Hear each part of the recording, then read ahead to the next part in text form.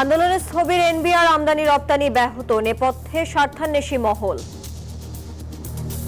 দেশের অর্থনীতির কথা নিশ্চয়ই এনবিআর এর কর্মকর্তা কর্মচারীরা যেরকম মাথায় রাখেন, নীতি নির্ধারকদেরও সেটা মাথায় রাখতে হয়। আমদানি রপ্তানির জন্য তো কাস্টমস একটা সবচেয়ে বড় ইম্পর্টেন্ট জায়গা, কারণ কাস্টমস না করে তো আসলে আমদানি রপ্তানি করা সম্ভবই না। এবার হার্ডলাইন সরকার, 6 কর্মকর্তার বিরুদ্ধে দুদকের অনুসন্ধান শুরু। দেখছিলেন প্রধান শিরোনাম এছাড়াও থাকছে কুমিল্লার মুরাদনগর ধর্ষণ কাণ্ডে তোলপাড়, সংশ্লিষ্টতার রেশ রাজনীতিতে, দ্রুত বিচারের আশ্বাস আইন উপদেষ্টার।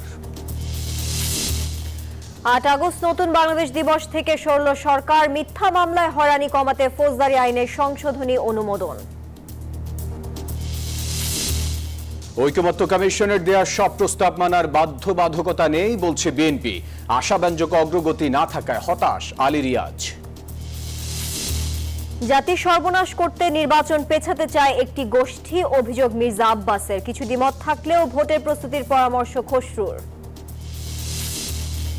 নিউ ইয়র্কের সম্ভাব্য মেয়র প্রার্থী মামদানির নাগরিকত্ব বাতিল চায় রিপাবলিকানরা, কমিউনিস্ট নিয়ন্ত্রণ আইন ব্যবহার প্রশ্নে নানা মত।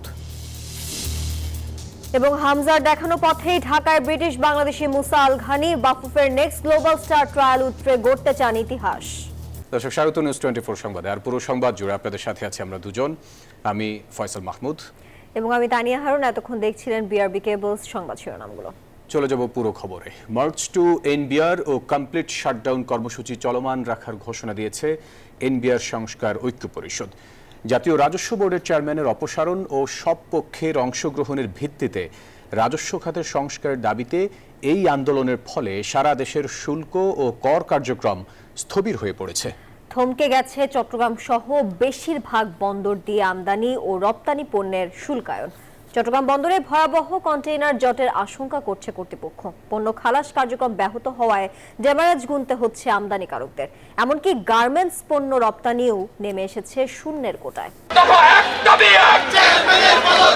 এনবিআর সংস্কার ঐক্য পরিষদের ব্যানারে রোববার সকাল থেকে মিছিল আর স্লোগান দিয়ে আগারগাঁও রাজস্ব ভবনের সামনে জড়ো হন আন্দোলনরত কর্মীরা। মার্চ টু এনবিআর এবং কমপ্লিট শাটডাউন কর্মসূচির দ্বিতীয় দিনেও নিজেদের অনড় অবস্থানের কথা জানান তারা।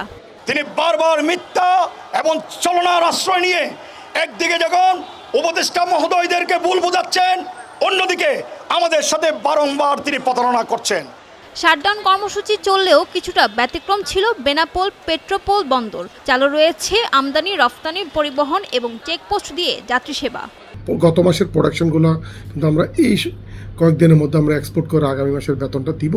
কিন্তু এর মধ্যে যদি আমরা কোনো এক্সপোর্ট ইনপুটগুলো করতে না পারি, আমরা ক্ষতির সম্মুখীন শুধু আমরা একা হব না, কারণ আমাদের প্রতিদিন কিন্তু আমাদের ব্যাংক ইন্টারেস্ট বাড়তেছে। একদিকে যেমন কাঙ্ক্ষিত রাজস্ব আদায় হচ্ছে না, অন্যদিকে বন্দর থেকে পণ্য খালাস না হওয়ায় বন্দরে গুদামে পড়েছে পণ্য জট। বন্দরে একটা কন্টেনার 4 গুণ ড্যামারেজ, কন্টেনার আগা 4 দিন পর থেকে, কিন্তু কাস্টমার তো এটা বুঝতেছে না। খাদ্যদ্রব্যর দাম বেড়ে যাবে, শিল্পপণ্যের কাঁচামাল আসতে পারবে না, শিল্প প্রতিষ্ঠান বন্ধ হয়ে যাবে, সব জায়গায় এটার ইফেক্ট হবে। দিনাজপুরের হিলি স্থলবন্দরে দ্বিতীয় দিনের মতো দাপ্তরিক সকল প্রকার কার্যক্রম বন্ধ থাকায় জনশূন্য হয়ে পড়েছে পানামা হিলি পোর্ট লিংক লিমিটেডে অবস্থিত সকল কার্যালয়। সোনা মসজিদ স্থলবন্দরে আমদানি রপ্তানি বন্ধ থাকায় বাংলাদেশ অংশে বেশ কিছু এবং ভারতের মোহদীপুরে শতাধিক পণ্যবাহী ট্রাক আটকা পড়েছে। সাতক্ষীরার ভোমরা বন্দরে রপ্তানির অপেক্ষায় গত 4 দিন ধরে 250 থেকে 300টি পণ্যবাহী ট্রাক আটকা পড়েছে। সীমান্তের ওপারে ভারতের গোজাডাঙ্গায়ও বাংলাদেশের প্রবেশের অপেক্ষায় আছে প্রায় সমপরিমাণ পরিবহন। ভারতে বিভিন্ন পণ্য বাংলাদেশিগুলো ঢোকে, ওখানে দীর্ঘদিন পরে ইন্ডিয়াতে পড়ে থাকলে পণ্যের গুণগত মান খারাপ হবে, গাড়ি ভাড়া বৃদ্ধি পাবে, এক্ষেত্রে আমদানিকারকরা ক্ষতিগ্রস্ত হবে। চট্টগ্রামেও একই অবস্থা। শাটডাউন কর্মসূচির কারণে থমকে গেছে আমদানি ও রপ্তানি পণ্যের শুল্কায়ন। পণ্য খালাস কার্যক্রম ব্যাহত হওয়ায় জাহাজ ডেমারেজ গুনতে হচ্ছে আমদানিকারকদের। এই শাটডাউনের মধ্যে ইতিমধ্যে আমাদের আমদানিকৃত পণ্য ছাড়করণ তো বন্ধ হয়েছে এবং ইতিমধ্যে আমাদের প্রায় গতকালকে 2900 টিউনেস কন্টেইনার রপ্তানিকৃত পণ্য জাহাজীকরণ করা হয়নি। এদিকে বিকেলে রাজধানীর আগারগাঁওয়ে সংবাদ সম্মেলন কর্মসূচি অব্যাহত রাখার ঘোষণা দেন আন্দোলনকারীরা। আজকের মতো আমাদের কর্মসূচি এখানেই সমাপ্ত। আমাদের কর্মসূচি যা চলমান ছিল তাই থাকবে। এখন যদি এর মধ্যে কোনো পরিবর্তন আসে আপনাদেরকে প্রেস রিলিজের মাধ্যমে আমরা জানিয়ে দেব। দাবি পূরণ না হওয়ায় শনিবার কমপ্লিট শাটডাউন ও মার্চ টু এনবিআর কর্মসূচির ঘোষণা দেওয়া হয়। ফারজানা রিয়া, নিউজ 24, ঢাকা। রাজস্ব সংস্কারের কাজকে বাধাগ্রস্ত করতে কিছু কর্মকর্তা কর্মচারী নজিরবিহীনভাবে দেশের ব্যবসা বাণিজ্য, আমদানি রপ্তানি এবং রাজস্ব আদায় কার্যক্রম অন্যায় ও অনৈতিকভাবে ব্যাহত করছে। তথাকথিত পরিকল্পিত ও দুরভিসন্ধিমূলক আন্দোলনের মাধ্যমে সংস্কারের বিরোধিতা ছাড়াও অর্থবছরের শেষ 2 মাসে তারা রাজস্ব আদায় কার্যক্রম মারাত্মকভাবে বাধাগ্রস্ত করেছে। এক বিবৃতিতে জানানো হয়, জাতীয় রাজস্ব বোর্ডের আওতাধীন সকল শ্রেণীর চাকরিকে অত্যাবশ্যকীয় সেবা ঘোষণার সিদ্ধান্ত নিয়েছে সরকার। এরই মধ্যে 6 এনবিআর কর্মকর্তার বিরুদ্ধে অনুসন্ধান শুরুর কথা জানায় দুদক।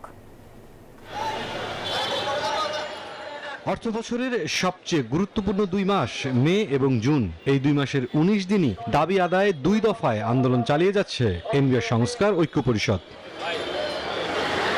পরিস্থিতি জটিল হয় শনিবার থেকে মার্চ টু এনবিআর এবং কমপ্লিট শাটডাউন কর্মসূচির কারণে। রোববার সার্বিক অবস্থা নিয়ে জরুরি বৈঠকে বসেন উপদেষ্টারা। সিদ্ধান্ত আসে অন্তর্বর্তী সরকারের কঠোর অবস্থানের। প্রধান উপদেষ্টার ভেরিফাইড ফেসবুক পেজে তুলে ধরা বিবৃতিতে এনবিআর সংস্কার ঐক্য পরিষদের আন্দোলনকে পরিকল্পিত ও দুরভিসন্ধিমূলক উল্লেখ করা হয়। বলা হয়, এই আন্দোলন রাজস্ব সংগ্রহ কাজের পাশাপাশি দপ্তরটির সংস্কার কাজকেও বাধাগ্রস্ত করছে। এ পরিস্থিতিতে অতি জরুরি আমদানি রপ্তানি ও বৈদেশিক বাণিজ্যের কার্যক্রম চালু রাখতে জাতীয় স্বার্থে সরকার জাতীয় রাজস্ব বোর্ডের আওতাধীন সকল শ্রেণীর চাকরিকে অত্যাবশ্যকীয় সেবা ঘোষণা করার সিদ্ধান্ত নিয়েছে। উপদেষ্টা পরিষদের বৈঠক শেষে এমন দাবি নাকচ করেন ডক্টর সালেউদ্দিন আহমেদ। আলোচনা হয়েছে স্যার, কি হবে ওদের ব্যাপারে কি সিদ্ধান্ত হবে স্যার? 1 তারিখে তো আপনার বৈঠক, ওদের সাথে বৈঠক, ওইটাই হবে নাকি আজকে হচ্ছে না স্যার? বৈঠক আজকে হচ্ছে না। এদিকে সরকারের কঠোর বার্তার পর তৎপর হতে দেখা যায় দুর্নীতি দমন কমিশনকেও। বিকেলে 6 এনবিআর কর্মকর্তার বিরুদ্ধে অনুসন্ধান শুরুর কথা জানায় দুদক, যাদের 4 জনই এনবিআর সংস্কার ঐক্য পরিষদের নেতৃত্বের সাথে যুক্ত। মুরসালিন হক জুনায়েদ, নিউজ 24, ঢাকা। এনবিআর কর্মকর্তা কর্মচারীদের আন্দোলন কেন এত জটিল রূপ নিয়েছে? কি আছে এই সংকটের নেপথ্যে?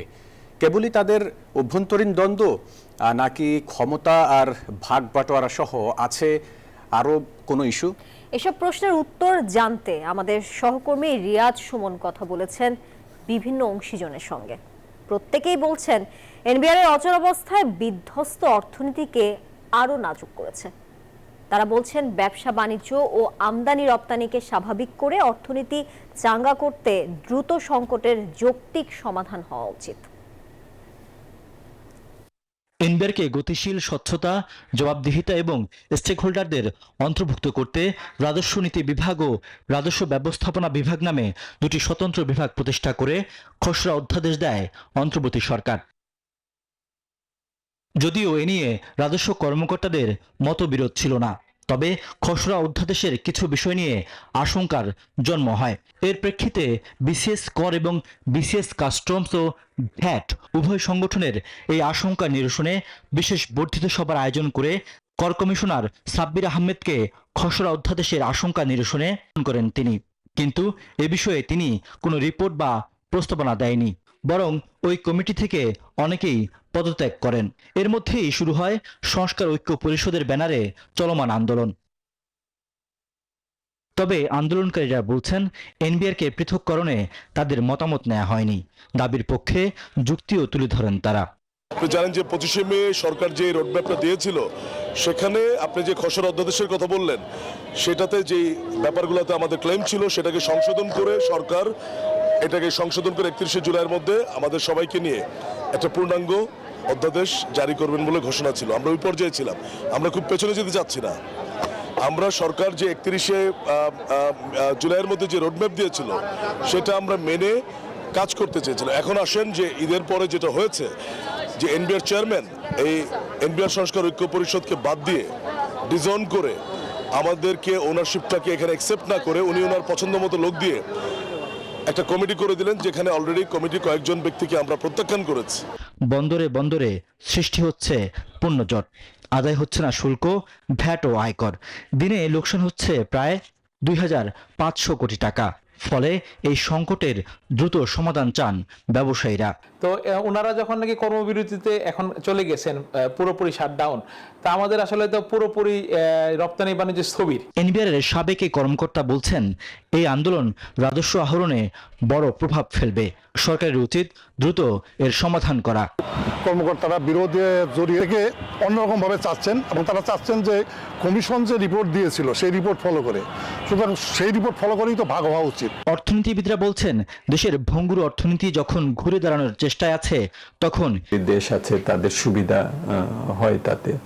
আমাদের আমদানি কার্যক্রম যখন নাকি সমস্যার সম্মুখীন হয় এবং দীর্ঘসূত্রিতার সম্মুখীন হয়, তখন কিন্তু আমাদের আমদানি ব্যয় বাড়ে। যে ব্যবসায়ী, অর্থনীতিবিদ সবাই বলছেন, যত দ্রুত এই সংকটের সমাধান হবে, ততই গতি ফিরবে দেশের সামগ্রিক অর্থনীতিতে। রিয়াদ সুমন, নিউজ 24, ঢাকা। কুমিল্লা মুরাদনগর ধর্ষণ কাণ্ডে এখন সরব সারা দেশ। ধর্ষণ ও ভিডিও ধারণ করে সামাজিক যোগাযোগ মাধ্যমে ছড়িয়ে দেয়া 5 আসামি এখন পুলিশের হেফাজতে। অভিযুক্তদের আদালতে তোলা হবে আজ। এদিকে চাঞ্চল্যকর ধর্ষণ কাণ্ডের মূল রহস্য ধীরে ধীরে উদ্ঘাটিত হচ্ছে। নিষিদ্ধ সংগঠন ছাত্রলীগ এই ঘটনার নেপথ্যে রয়েছে বলে জানা গেছে। এইচএম মহিউদ্দিনের পাঠানো তথ্য ও চিত্রে ডেস্ক রিপোর্টে থাকছে বিস্তারিত।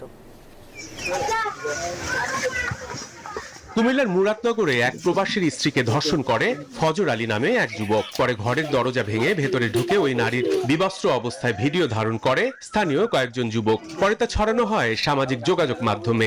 ঘটনার পরপরই পুলিশের অভিযানে ধরা পড়েন ধর্ষণের মূল অভিযুক্ত ফজর আলী। ভিডিও ধারণ ও ছড়ানোর 4 জনকেও গ্রেফতার করা হয়। তারা হলেন একই গ্রামের অনিক, সুমন, রমজান ও বাবু। প্রধান অভিযুক্ত মোহাম্মদ ফজর আলীকে ইতিমধ্যে আমরা গ্রেফতার করেছি। ভিকটিমের কিছু ভিডিও ধারণ করে সোশ্যাল মিডিয়ায় ছড়িয়ে দেয়, এবং এই কাজ যারা করেছে তাদের 4 জনকে আমরা ইতিমধ্যে গ্রেফতার করেছি। এ ঘটনায় ভুক্তভোগী নারী নিজে বাদী হয়ে মুরাদনগর থানায় একটি ধর্ষণ মামলা দায়ের করেছেন। মামলায় ফজর আলীকে প্রধান আসামি করা হয়। পরে এ ঘটনায় ভুক্তভোগী ওই নারী কারো চাপে নয়, প্রবাসী স্বামীর পরামর্শে মামলা তুলে নিতে চান বলে জানান। না, আমার কিছু প্রেশার দেন, আমি মামলা করছি, আমি আবার উঠাইলাম। মায়ে ফোলার বাপে গেছে, তোর যখন মান সমান গেছে গো, কেতেম কেস কলো ফাইতি না কোনো কলো ফাইতি না তুই। এ বিষয়ে রামচন্দ্রপুর দক্ষিণ ইউনিয়নের চেয়ারম্যান গোলাম কিবরিয়া খোকন বলেন, এটা স্রেফ একটা পরকীয়ার ঘটনা। বৃহস্পতিবার ফজর আলী ওই বাড়ির দিকে রওনা করলে ইউনিয়ন ছাত্রলীগের সভাপতি সুমনের নেতৃত্বে ছাত্রলীগের বেশ কয়েকজন নেতাকর্মী ফাঁদ পেতে ফজর আলীকে হাতে নাতে ধরেন। পরে ওই ফজর আলী সহ ওই নারীর আপত্তিকর ভিডিও ধারণ করে সামাজিক যোগাযোগ মাধ্যমে ছড়িয়ে দেওয়া হয়। একটা পরকীয় ঘটনা, এবং ওই বিষয় থেকে টাকা লেনদেন আছে ফজর আলীর কাছে। এখানে এই ছাত্রলীগের সুমনের নেতৃত্বে করে বিভিন্নভাবে মাইন্ড করে একটা বিরু বস্তু জানি একবার সমাজে মুখ দেওয়ার মতো না, একটা সারা বিশ্ব আমার পিছনে একটা এই ব্যাপারে আমি যারা এই নগ্ন ছবি ভিডিও ভাইরাল করতে তাদের দৃষ্টি শাস্তি চাই। ফজর আলী সবার ব্যানারে তাই থাকবেন, সে যে সুবিধাবাদী লোক। আমার জানার মতো সে বিএনপির কিছু না, বিএনপির সাথে জড়িত নাই, আগেও ছিল না, এখনো নাই। আটককৃতদের একজন রামচন্দ্রপুর দক্ষিণ ইউনিয়ন ছাত্রলীগের সভাপতি মোহাম্মদ আলী সুমন। জানা যায় তার নেতৃত্বে নির্যাতিত ওই নারীর আপত্তিকর ভিডিও ধারণ করা হয়। ধর্ষণের ঘটনায় কুমিল্লার রানীর বাজার থেকে একটি প্রতিবাদ মিছিল বের করা হয়। Desk report, news 24। কুমিল্লায় ধর্ষণ ও ভিডিও ছড়িয়ে দেওয়ার ঘটনার রেশ রাজনৈতিক অঙ্গনে। বিএনপি নেতাদের অভিযোগ, এই ঘটনা ভিন্ন খাতে নেয়ার অপচেষ্টা চলছে। ক্ষমতার অপব্যবহার করছেন একজন উপদেষ্টা, উঠেছে এমন অভিযোগও। আওয়ামী লীগের লোকজন অপকর্ম করে বিএনপির ঘাড়ে দায় চাপানোর চেষ্টা চলছে বলেও মন্তব্য তাদের। এদিকে আইন উপদেষ্টা বলেছেন, সর্বোচ্চ অগ্রাধিকার দিয়ে এই ঘটনার বিচার হবে। কুমিল্লার মুরাদনগরে একজন নারীকে ধর্ষণ ও বিবস্ত্র করে ভিডিও ছড়িয়ে দেওয়ার ঘটনায় নিন্দার ঝড় দেশ জুড়ে। সামাজিক যোগাযোগ মাধ্যম এবং বিভিন্ন স্থানে প্রতিবাদী সরব মানুষ। এমন ঘটনায় ক্ষোভ প্রকাশ করেছেন আইন উপদেষ্টা আসিফ নজরুল। রোববার রাজধানীর ফরেন সার্ভিস একাডেমিতে ব্রিফিংয়ে এসে বলেন, ঘটনাটি সরকার সর্বোচ্চ গুরুত্ব দিয়ে দেখছে। মুরাদনগরে যে জঘন্য আপনার ধর্ষণের ঘটনা ঘটেছে, সেটা আমরা বাংলাদেশের যে কোনো সাধারণ নাগরিকের মতো আমরা সবাই মর্মাহত, ক্ষুব্ধ। এটা আমরা সর্বোচ্চ গুরুত্ব দিয়ে এই ঘটনার বিচার করব, এটা আমরা বদ্ধপরিকর। রেশ ছড়িয়েছে রাজনৈতিক অঙ্গনেও। এমন ঘটনাতেও একজন উপদেষ্টা নিজের স্বার্থ হাসিলে ক্ষমতার অপব্যবহার করছেন। অভিযোগ বিএনপি মহাসচিব মির্জা ফখরুল ইসলাম আলমগীরের। এক বিবৃতিতে তিনি বলেছেন, ঘটনাটি ভিন্ন খাতে নেয়ার অপচেষ্টা চলছে। আরেক বিএনপি নেতা রুহুল কবির রিজভী বলেছেন, অপকর্ম করেছে আওয়ামী লীগের লোক, আর দায় চাপানো হচ্ছে বিএনপির ঘাড়ে। এই ধরনের জঘন্য অপরাধ করে সেটা আবার চাপিয়ে দেওয়ার মতো দুঃসাহস দেখাচ্ছে। আমি অবিলম্বে তার দৃষ্টান্তমূলক শাস্তি দাবি করতে হবে। এদিকে তীব্র ক্ষোভ জানিয়েছেন জামায়াতে ইসলামের আমির ডাক্তার শফিকুর রহমান। ফেসবুক পোস্টে জড়িতদের কঠোর শাস্তি দাবি করেছেন তিনি। শাফিয়া রাসনা, নিউজ 24, ঢাকা। কুমিল্লা ধর্ষণের ঘটনায় সামাজিক যোগাযোগ মাধ্যমে ছড়িয়ে পড়া ভিডিও 24 ঘন্টার মধ্যে সরাতে বলেছে হাইকোর্ট। 15 দিন পর জানাতে হবে তদন্তের অগ্রগতি। রোববার এসব নির্দেশনা দিয়েছে উচ্চ আদালত। ভিকটিমকে সম্পূর্ণ ধরনের নিরাপত্তা দিতে হবে, তার চিকিৎসার ব্যবস্থা করতে হবে এবং 15 দিনের ভিতরে ওনারা এই মামলার তদন্তের কি অগ্রগতি হলো সেই অগ্রগতিটা অ্যাফিডেভিট অফ কমপ্লায়েন্স হিসাবে অনারেবল হাইকোর্ট ডিভিশনে জমা দিতে হবে। এটা আবার ফার্দার ফরওয়ার্ডারে আসবে এবং বলেছেন যে উইদিন 24 আওয়ার্স তার যেমন সমস্ত ভিডিও এবং ফটোগ্রাফি যেগুলো সোশ্যাল মিডিয়াতে ছিল ওইগুলো ওখান থেকে উঠিয়ে নিতে হবে। 8 আগস্ট নতুন বাংলাদেশ দিবস পালন থেকে সরে এলো সরকার। 16 জুলাই শহীদ দিবস ও 5 আগস্ট জুলাই গণ অভ্যুত্থান দিবস পালনের সিদ্ধান্ত নিয়েছে উপদেষ্টা পরিষদ। প্রধান উপদেষ্টার প্রেস সচিব ফেসবুকে তার ভেরিফাইড পেজে এই তথ্য জানিয়েছেন। এদিকে আইন উপদেষ্টা বলেছেন, নতুন সংশোধন অনুযায়ী ভুয়া মামলার আসামিরা এখন থেকে প্রাথমিক তদন্তের পরেই সংশ্লিষ্টতা না থাকা সাপেক্ষে রেহাই পাবেন। ছাত্র জনতার আন্দোলনের সময় পুলিশের গুলিতে রংপুরের আবু সাইদের নিহতের দিন 16 জুলাই হচ্ছে জুলাই শহীদ দিবস। অনেকের আপত্তির মুখে 8 আগস্ট নতুন বাংলাদেশ দিবস পালনের ঘোষণা থেকে পড়ল অন্তর্বর্তী সরকার।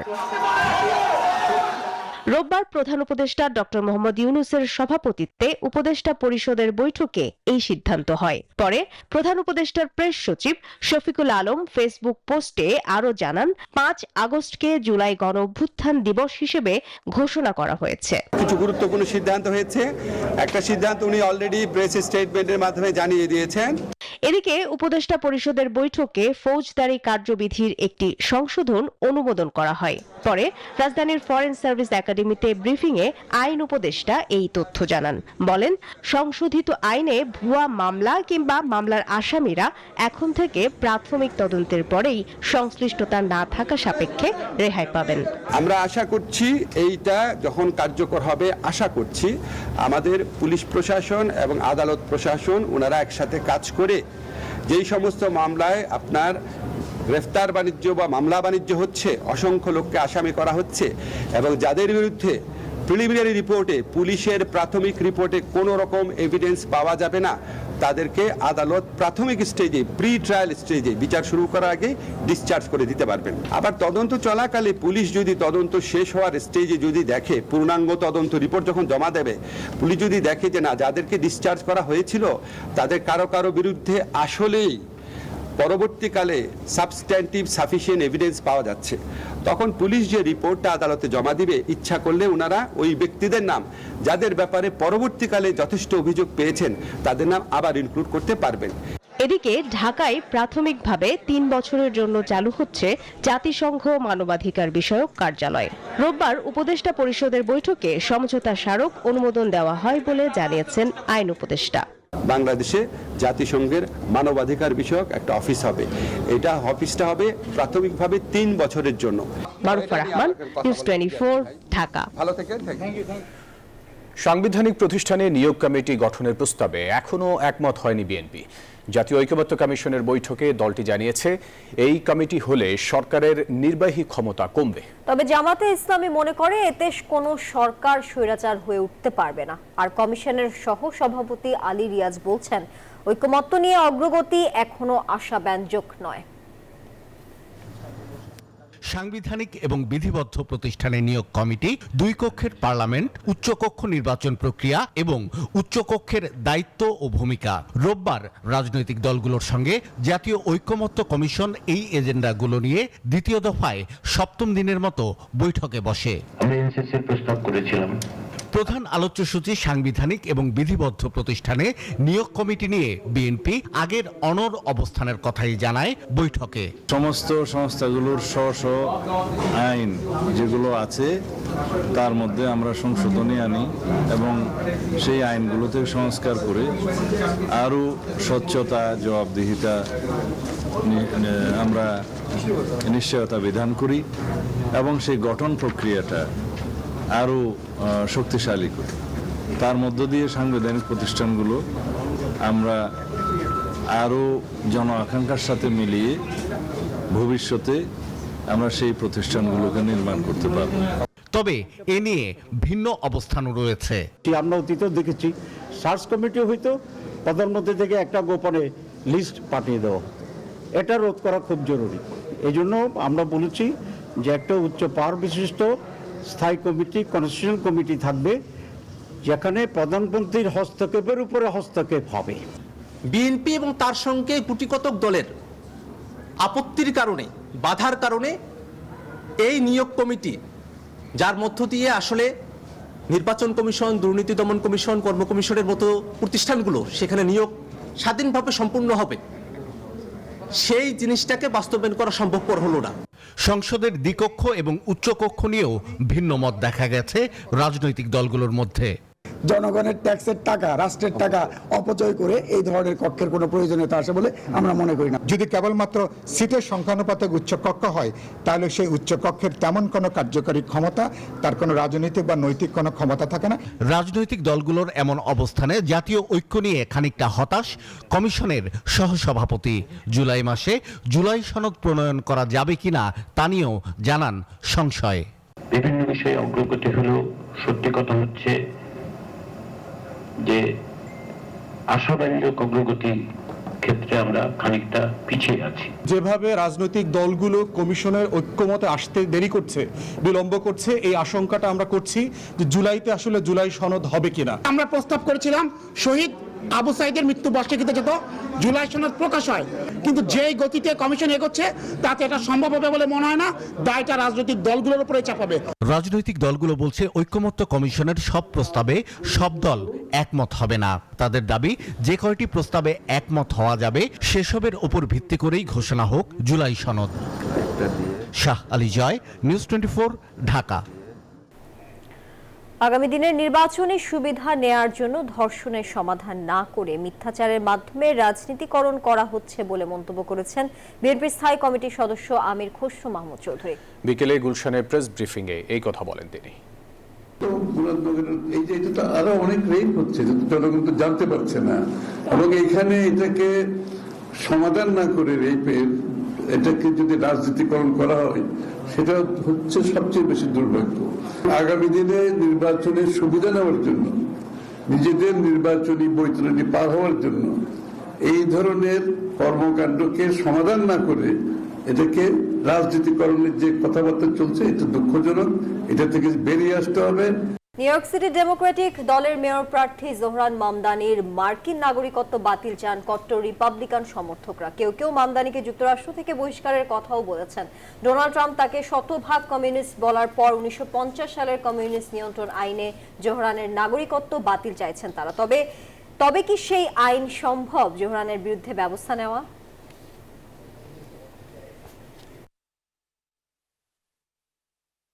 হামজার দেখানো পথে বাফুফের নেক্সট গ্লোবাল স্টার ট্রায়ালে অংশ নিতে ইংল্যান্ড থেকে ঢাকায় এসেছেন 18 বছর বয়সী মুসা আল ঘনি।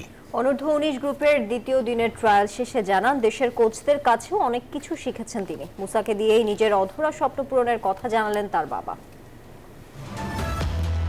হাজার হাজার মাইল পাড়ি দিয়ে ঢাকায় ছুটে আসা প্রবাসী ফুটবলারদের সবারই একটাই চাওয়া, লাল সবুজ জার্সি। সে হোক অনূর্ধ্ব 19 কিংবা 23 দলের। তেমনই একজন সিলেটি তরুণ মুসা আল খানি। হামজা চৌধুরী তার অনুপ্রেরণা। লিডসের আলটিমেট ফুটবল কোচিং একাডেমির ছাত্র, হতে চান যুবা দলের হামজা। যখন শুনেছি হামজা বাংলাদেশের জন্য খেলছে, সেটা আমাকে আরো অনুপ্রাণিত করেছে। আমিও হামজার মতো ডিফেন্ডিং মিডেই খেলি। ব্রিটেন থেকে আমার বয়সীদের জন্য তিনি অনেক বড় idol. Good inspiration for people from British Bengalis. ট্রায়ালে কোচদের কাছে অনেক কিছু শিখতে পেরেছেন মুসা। হাফিজিও পড়ছেন বাবার কথায়, তবে দেশের ফুটবলকে এগিয়ে নিয়ে যাওয়াই তার স্বপ্ন। All the coaching very good. কোচরা অনেক প্রফেশনাল, অনেক টেকনিক্যাল বিষয়ে শিখতে পেরেছি। আমার স্বপ্ন সুযোগ পেলে দেশের ফুটবলকে নেক্সট লেভেলে নিয়ে যেতে অবদান রাখা। হাফেজিও পড়েছি, তবে আপাতত হোটেলে পুরনো পড়া রিভিউ করছি।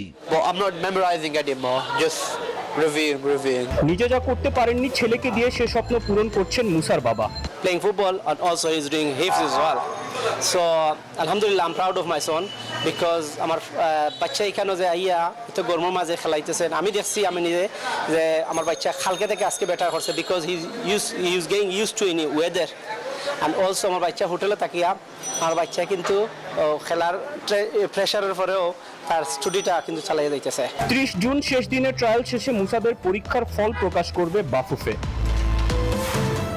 তৌসিফুল হাসান, নিউজ 24, ঢাকা। দর্শক, ছিল নিউজ 24 সংবাদে। এতক্ষণ সঙ্গে থাকার জন্য সবাইকে ধন্যবাদ।